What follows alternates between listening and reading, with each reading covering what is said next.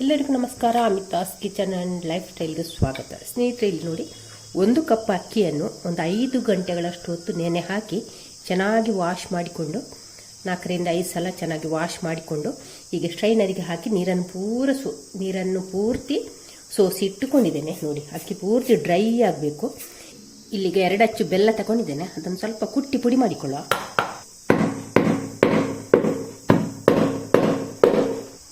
ಇವಾಗ ಇಲ್ಲಿ ಕುಟ್ಟಿ ಪುಡಿ ಮಾಡಿದಂಥ ಬೆಲ್ಲಕ್ಕೆ ಅರ್ಧ ಗ್ಲಾಸ್ ನೀರನ್ನು ಹಾಕ್ತಾ ಇದ್ದೇನೆ.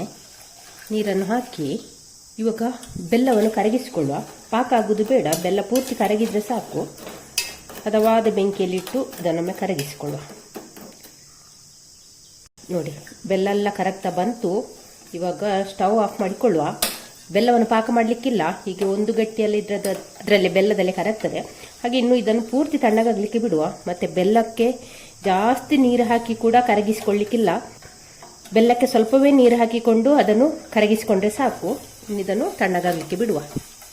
ಇಲ್ಲಿ ಒಗ್ಗರಣೆ ಸೊಟ್ಟಿಗೆ ತುಪ್ಪ ಹಾಕಿ ಇಟ್ಟಿದ್ದೇನೆ. ನೋಡಿ, ತುಪ್ಪ ಕರಗಲಿ.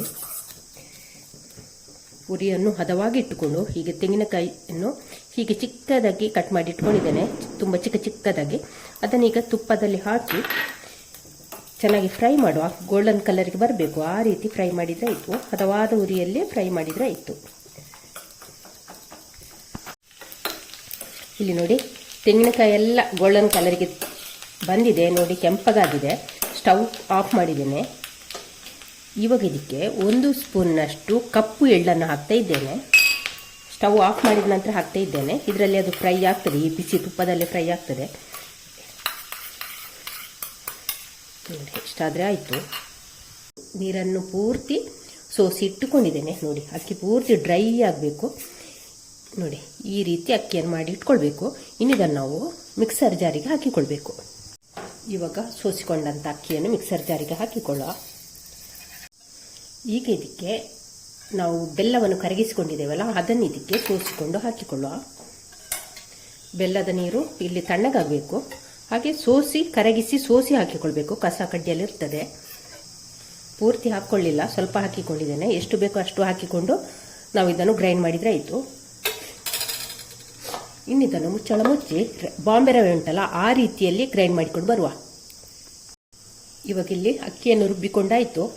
ಬಾಂಬೆ ರವೆ ಉಂಟಲ್ಲ, ಆ ರೀತಿ ರುಬ್ಬಿಕೊಂಡಿದ್ದೇನೆ. ತುಂಬ ನಯ ಮಾಡಲಿಕ್ಕಿಲ್ಲ. ಇವಾಗ ಇದನ್ನೊಂದು ಬೌಲಿಗೆ ಹಾಕಿಕೊಳ್ಳುವ. ಇವಾಗ ಈ ಹಿಟ್ಟಿಗೆ ಇಲ್ಲಿ 3 ಟೇಬಲ್ ಸ್ಪೂನ್ನಷ್ಟು ಮೈದಾವನ್ನು ತಗೊಂಡಿದ್ದೇನೆ. ಅದನ್ನು ಇದಕ್ಕೆ ಹಾಕಿಕೊಳ್ಳುವ.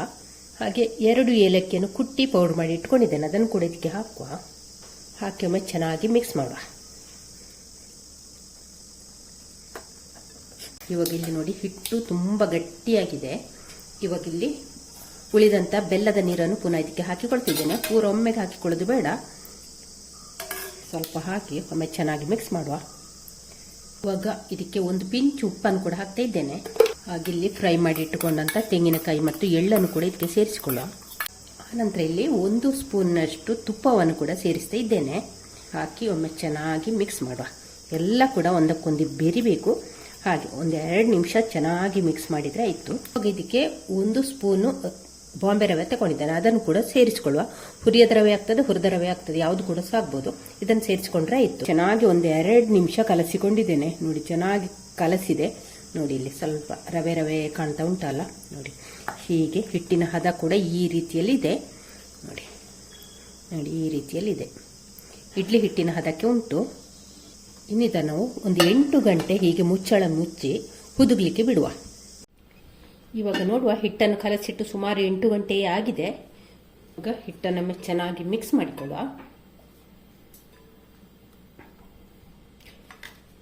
ನೋಡಿ, ಹಿಟ್ಟು ತುಂಬ ಗಟ್ಟಿ ಉಂಟು. ನೋಡಿ, ಇಷ್ಟು ಗಟ್ಟಿ ಬೇಡ ನಮಗೆ. ಒಂದು ಸ್ವಲ್ಪ ಹಿಟ್ಟನ್ನು ತೆಳ್ಳಗೆ ಮಾಡಿಕೊಳ್ಳುವ. ಇಲ್ಲಿ ಸ್ವಲ್ಪ ಬೆಲ್ಲದ ನೀರು ಉಳಿದಿದೆ, ಅದನ್ನೀಗ ಇದಕ್ಕೆ ಹಾಕಿಕೊಳ್ಳುವ. ಹಾಕಿ ಒಮ್ಮೆ ಚೆನ್ನಾಗಿ ಮಿಕ್ಸ್ ಮಾಡುವ. ಒಮ್ಮೆಗೆ ಜಾಸ್ತಿ ನಿಮ್ಮ ಹತ್ರ ಬೆಲ್ಲದ ನೀರು ಇಲ್ಲದಿದ್ದರೆ ನೀರನ್ನು ಸೇರಿಸ್ಕೊಳ್ಬೋದು. ಒಮ್ಮೆಗೆ ಜಾಸ್ತಿ ನೀರು ಒಮ್ಮೆಗೆ ಹಾಕಿಕೊಳ್ಬೇಡಿ, ಬೇಗ ಇದು ಹಿಟ್ಟು ಲೂಸ್ ಆಗ್ತದೆ, ತೆಳ್ಳಗಾಗ್ತದೆ. ಹಾಗಾಗಿ ಸ್ಪೂನ್ ಲೆಕ್ಕದಲ್ಲಿ ಹಾಕಿಕೊಂಡು ಹಿಟ್ಟನ್ನು ಕಲಸಿಕೊಂಡ್ರೆ ಆಯಿತು. ಚೆನ್ನಾಗಿ ಒಮ್ಮೆ ಹಿಟ್ಟನ್ನು ಕಲಸಿ ಇಡ್ಲಿ ಹಿಟ್ಟಿನ ಹದಕ್ಕೆ ಮಾಡಿಕೊಳ್ಳುವ. ನೋಡಿ, ಹಿಟ್ಟನ್ನು ಚೆನ್ನಾಗಿ ಕಲಸಿಕೊಂಡಾಯಿತು. ನೋಡಿ, ಹಿಟ್ಟನ್ನು ಈ ರೀತಿ ಮಾಡಿಕೊಂಡಿದ್ದೇನೆ. ನೋಡಿ, ಇಷ್ಟು ತೆಳ್ಳಗೆ ಉಂಟು. ನೋಡಿ, ಈ ರೀತಿ ಉಂಟು. ಇನ್ನಿದ ನಾವು ಇಲ್ಲಿ ಒಂದು ಬಾಣಲೆಯನ್ನು ಸ್ಟವ್ ಮೇಲೆ ಇಟ್ಟಿದ್ದೇನೆ. ಅದಕ್ಕೆ ಕೊಬ್ಬರಿ ಎಣ್ಣೆನೂ ಹಾಕಿದ್ದೇನೆ. ಕೊಬ್ಬರಿ ಎಣ್ಣೆ ಹಾಕಿದರೆ ಫ್ಲೇವರ್ ಚೆನ್ನಾಗಿರ್ತದೆ. ಹಾಗೆ ಅದಕ್ಕೊಂದು 2 ಸ್ಪೂನ್ನಷ್ಟು ತುಪ್ಪವನ್ನು ಹಾಕಿಕೊಳ್ಳುವ. ನಾವಿಲ್ಲಿ ಸ್ವೀಟ್ ರೆಸಿಪಿ ಮಾಡೋದಲ್ಲ, ಸ್ವೀಟ್ ರೆಸಿಪಿ ಮಾಡುವಾಗ ಎಣ್ಣೆಗೆ ಯಾವಾಗಲೂ ಒಂದು 2 ಸ್ಪೂನ್ ಆದರೂ ತುಪ್ಪ ಹಾಕಿ, ಜಾಸ್ತಿ ಕೂಡ ಹಾಕ್ಬೋದು, ಆಗ ಫ್ಲೇವರ್ ಕೂಡ ಚೆನ್ನಾಗಿ ಬರ್ತದೆ. ಹಾಗೆ ಎಣ್ಣೆ ಕೂಡ ಚೆನ್ನಾಗಿ ಒಮ್ಮೆ ಬಿಸಿ ಆಗಬೇಕು. ಹಿಟ್ಟನ್ನು ಹಾಕಿಕೊಳ್ಳುವ. ಹೀಗೆ ಹಾಕುವ.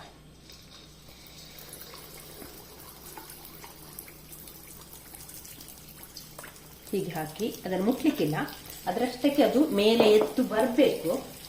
ನೋಡಿ, ಮೇಲೆ ಎದ್ದು ಬರುವಾಗ ಮೇಲಿಂದ ಇಲ್ಲಿ ಹೀಗೆ ಎಣ್ಣೆಯನ್ನು ಹಾಕಿದರೆ ಆಯಿತು. ಮೇಲಿಂದ ಮಗುಚು ಹಾಕಿಕೊಳ್ಳೋದು ಬೇಡ, ಹೀಗೆ ಮೇಲಿಂದ ಎಣ್ಣೆಯನ್ನು ಹಾಕಿಕೊಳ್ಳ. ಇಲ್ಲಿ ನಾನು ಬಾಣಲೆಯಲ್ಲಿ ಮಾಡಿದಂಥ ಎರಿಯಪ್ಪದ ವಿಡಿಯೋ ಎಲ್ಲ ಡಿಲೀಟ್ ಆಗಿದೆ, ಸ್ಕಿಪ್ ಆಗಿದೆ. ಈಗ ತವಾದಲ್ಲಿ ಮಾಡ್ತಾ ಇದ್ದೇನೆ. ಆ ವಿಡಿಯೋನಲ್ಲಿ ನೋಡ್ತಾ ಇದ್ದೀರಿ. ಹಾಗೆ ನೀವು ಕೂಡ ಬಾಣಲೆಯಲ್ಲೇ ಮಾಡಿ, ಈ ತವಕ್ಕಿಂತ ಉಂಟಲ್ಲ ಬಾಣಲೆಯಲ್ಲೇ ಮಾಡಿದರೆ ತುಂಬ ಚೆನ್ನಾಗಿ ಬರ್ತದೆ. ಮೇಲಿಂದ ಇದಕ್ಕೆ ಎಣ್ಣೆಯನ್ನು ಹಾಕುವ.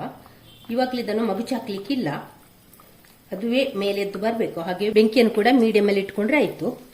ನೋಡಿ, ಏರಿಯಪ್ಪ ಅಂತ ಹೇಳುವಾಗ ಎಲ್ಲ ಸೈಡಿಂದ ನೋಡಿ ಏರಿಯಾಗಿ ಬರ್ತದೆ.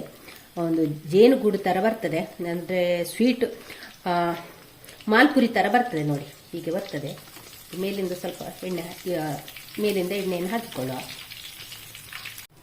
ಇವಾಗ ಇಲ್ಲಿ ಇನ್ನೊಂದನ್ನು ಹಾಕ್ತಾ ಇದ್ದೇನೆ. ನಿಮಗೆ ಇಲ್ಲಿ ತವಾದಲ್ಲಿ ಮಾಡೋದಾದ್ರೆ ಒಂದು ದೊಡ್ಡ ತವಾದ್ರೆ ಒಂದು 3-4 ಮಾಡ್ಲಿಕ್ಕೆ ಆಗ್ತದೆ ಒಮ್ಮೆಗೆ. ಬಾಣಲೆಯಲ್ಲಿ ಆದರೆ ಒಮ್ಮೆಗೆ ಒಂದೊಂದೇ ಸಲ ಹಾಕೋದಲ್ಲ, ಹಾಗೆ ಯಾವುದರಲ್ಲಿ ಕೂಡ ಮಾಡಿಕೊಳ್ಬೋದು, ನಿಮಗೆ ಬಿಟ್ಟಂತ ಆಯ್ಕೆ. ಇವಾಗ ಇದನ್ನು ಮಗುಚು ಹಾಕಿಕೊಳ್ಳುವ. ನೋಡಿ, ಏರಿಯಪ್ಪ ನೋಡಿ, ಮೇಲಿಂದೆಲ್ಲ ನೋಡಿ ಏರಿಯಾಗಿ ಬಂದಿದೆ.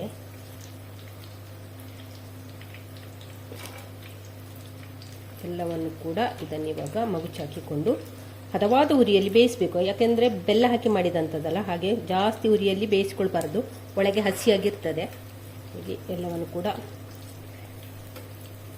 ಮಗುಚು ಹಾಕುವ. ಇದನ್ನೆಲ್ಲ ತೆಗೆಯುವ. ಚೆನ್ನಾಗಿ ಹದವಾದ ಉರಿಯಲ್ಲಿ ಬೇಯಿಸ್ಕೊಂಡ್ರೆ ಆಯಿತು.